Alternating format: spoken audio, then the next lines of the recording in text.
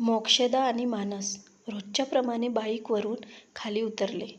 मोक्षदाने कौस्तुभला आवाज दिला, चल रे कॅन्टीनला, मजा करू. तुम्ही व्हा पुढे, आलो मी. थोड्याच वेळात दोघेही कॅन्टीनला पोहोचले. मोक्षदाने तिघांसाठी ऑर्डर दिली. कौस्तुभही येऊन बसला. काय धावपळ चालू आहे तुझी इतकी? काही नाही, आपल्या कॉलेजची एकांकिका आहे. मला नायकाची प्रमुख भूमिका करायची आहे त्यात, म्हणून सकाळी लवकर आलो होतो जरा. कुलकर्णी सरांना मस्का लावत होतं. अरे काय एकांकिका, मॅच खेळायला चल, त्यापेक्षा कॉलेजच्या टीमकडून. तुला काय करायचं आहे? कौस्तुभ, तुला अभिनयाची आवड आहे, तू तेच कर. मोक्षदा जरा जोर देऊनच बोलली. तिघांनी बटाटे वडे आणि चहा घेतला. लेक्चर केले. 4 वाजताच कौस्तुभला गावाहून फोन आला. आईची तब्येत बरी नसल्याने तो ताबडतोब गावाकडे गेला. 4-5 दिवस झाले कौस्तुभचा फोनही लागत नव्हता. नाटकाची तारीख जवळ येत होती. कोणी नाटकातील नायकाची भूमिका करायला तयार आहे का? कुलकर्णी सर वर्गात विचारत होते. वर्गातल्या अजिंक्यने मानसचे नाव सुचवले. मानसला घ्या सर, भारी नकला करतो तो सगळ्यांच्या. बरं मानस, आजपासून तालमीला हजर राहायचं. हो सर. मानसही सहजच बोलून गेला. तू का हो म्हटलं? ती भूमिका कौस्तुभला करायची होती ना? हे चुकीचे आहे. अरे, नाटक 15 दिवसात सादर करायचे आहे. तो कधी परत येईल हे कोणाला माहिती नाही. मी जर नाही म्हटलो असतो तर दुसरा कोणीतरी नक्कीच उभा राहिला असता. तू पण ना, कुठेही वाद घालतेस. त्याच दिवशी रात्री मानस तालमीला गेला. कुलकर्णी सरांना त्याचा अभिनय खूपच आवडला. मोक्षदाही मानससोबतच होती. मोक्षदालाही मानसचे हे रूप खूपच आवडले. रात्रीचे 8:30 वाजल्याने मोक्षदाचे हॉस्टेलचे गेट बंद झाले होते. तालीम संपल्यावर दोघेही मानसच्या फ्लॅटवर आले. भीती नाही वाटत माझ्यासोबत एकटं फिरण्याची? नाही, तुझ्यासोबत असलं की खूप आनंद होतो मला. बस इतकंच, अजून काहीच नाही? अशी रेडिओसारखी अटकत अटकत नको बोलत जाऊस, स्पष्ट बोलत जा. मी कसं स्पष्ट सांगतो की तू मला आवडतेस आणि माझं तुझ्यावर खूप प्रेम आहे? मोक्षदा काही न बोलता गालातल्या गालात हसतच राहिली. दो दिल मिल रहे हे. मंद आवाजात मोबाईलवर गाणे चालू होते. मोक्षदा मानस लावत असलेल्या रोमॅन्टिक गाण्याचा आनंद घेत होती. रात्रभर छान गप्पा झाल्या. पहाटे पहाटे दोघांचा दौडा लागला. सकाळी 10ला दोघेही नेहमीप्रमाणे बाईकवर कॉलेजला गेले. मानस बाईकवरून खाली उतरताच कौस्तुभ त्याच्याजवळ येऊन उभा राहिला. नाटकातील नायकाची भूमिका तुला मिळाली असं ऐकलं? हो, खूपच छान वाटलं यार, अभिनंदन तुझं. कौस्तुभ थोडं रागानेच बोलून कॅन्टीनमध्ये निघून गेला. आज कौस्तुभ दुसऱ्याच एका मित्रासोबत एका टेबलावर बसला होता. त्या टेबलवर 2 कप गरमागरम कॉफीचे आले. कौस्तुभ कप उचलणारच, तेवढ्यात मानसने तो कप उचलून मोक्षदाला दिला. पुढच्या क्षणी कौस्तुभ बिल भरून कॅन्टीनमधून निघून गेला.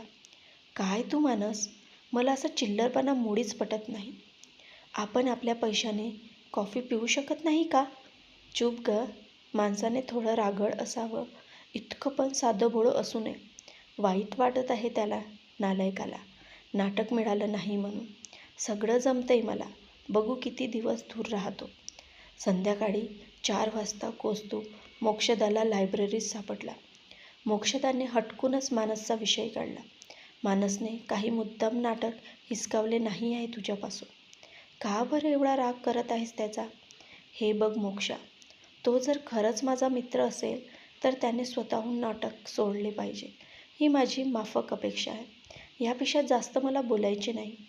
मोक्षदाने पुन्हा पुन्हा प्रयत्न करूनही मानस आणि कौस्तुभ पुन्हा एकत्र होण्यास तयार नव्हते. मानसला नाटकात उत्कृष्ट अभिनयाचे पारितोषिक मिळाले आणि कॉलेजकडून त्याचा सत्कारही करण्यात आला. या सर्व प्रकारामुळे कौस्तुभ खूपच चिडला होता आणि या गोष्टीचा बदला घेण्यासाठी त्याने मोक्षदाचा वापर सुरू केला. मानस आणि मोक्षदा सोबत असताना कौस्तुभ मुद्दाम मोक्षदाशी बोलू लागला. तिच्याकडून नोट्स मागणे, तिला बळजबरी कॉफी पाजणे, सतत तिची विचारपूस करणे. कोणत्याही कारणाने फोन करणे असे प्रकार सुरू झाले. मानस कॉलेजची मॅच खेळायला 2 दिवस मुंबईला गेला होता. त्याची बस इथून येणार त्याच वेळी कौस्तुभ हटकूनच मोक्षदाला लेडीज हॉस्टेलला सोडायला घेऊन गेला. साहजिकच मानसने दोघांना सोबत बाईकवर पाहिले आणि त्याचा संताप अनावर झाला. मानस बसमधून उतरताच लेडीज हॉस्टेलला गेला. मानसला तिथे पाहताच मोक्षदा एक्सायटेड झाली. वाव, तू मला भेटायला लगेच आलास. कशी झाली तुझी मॅच? लोक बदलतात पण मी बदलत नाही. मोक्षा, मी तुला शेवटचं सांगतोय, कौस्तुभचं सतत तुझ्या अवतीभोवती असणं मला मुळीच आवडत नाही. तो केवळ मला हरवण्यासाठी तुझा वापर करतो आहे. आतापर्यंत त्याने कधीच तुझ्याशी संबंध ठेवले नाही, तर आताच तो तुझ्याशी एवढी जवळी का करतो आहे? तुला जर त्याच्याशी संबंध संपवायचे नाही तर माझ्यासमोरही यायचं नाही. उडत्या पाखराचे पंख मोजणारा माणूस आहे मी. मानस ताडताड बोलून निघून गेला. दुसऱ्या दिवशी पूर्ण दिवस मोक्षदा मानसची वाट पाहत होती, पण मानस कॉलेजला आलाच नाही. मोक्षदाचे उतरलेले तोंड पाहून कौस्तुभ वारंवार विचारपूस करत होता, पण मोक्षदा त्याला सहजच हाकलून लावत होती. शेवटी न राहून मोक्षदा रात्री हॉस्टेलला परत न जाता मानसच्या फ्लॅटवर जाऊन बसली. मानसने दरवाजा उघडून तिला आत तर घेतलं, पण तो अबोला सोडण्यास तयार नव्हता. आज मोक्षदाने ओ जी हमसे रूठ कर कहा जाएगा जहाँ जाएगा हे गाणं खोलीतील शांतता भरण्यासाठी मंद आवाजात लावलेले होते. नंतर दोघांसाठी कॉफी बनवली आणि कप घेऊन त्याच्यासमोर आली.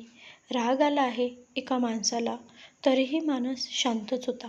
कॉफीचा कप पण त्याने खाली ठेवून दिला होता. बरं, मी लग्न न करता रात्रभर इथे तुझ्यासोबत राहते, त्याचं तुला काही नाही?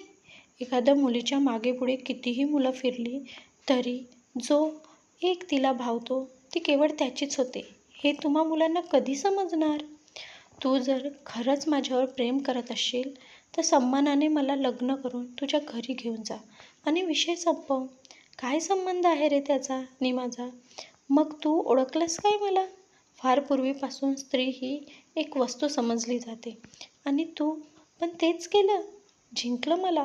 खुश? नाही बोलणार मी आजपासून कौस्तुभशी.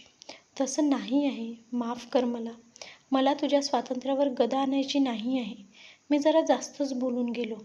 मी जर तुझ्यावर प्रेम करतो तर तुझ्यावर स्वतःपेक्षा जास्त विश्वास पण ठेवायला हवा. मी लवकरच तुला सन्मानाने माझ्या घरी पण घेऊन जाईन.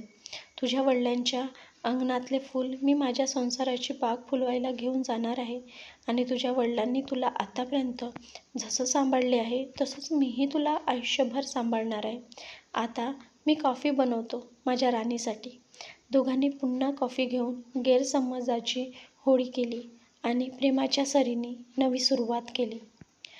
मित्रांनो, तुम्हाला कथा कशी वाटली हे कमेंट्सद्वारे नक्की कळवावे व चॅनलवर नवीन आले असाल तर आपल्या वीणा व्हॉइस मराठी स्टोरी या चॅनलला सबस्क्राईब करायला विसरू नका. आपण संपूर्ण कथा शेवटपर्यंत ऐकल्यामुळे आपले मनापासून धन्यवाद.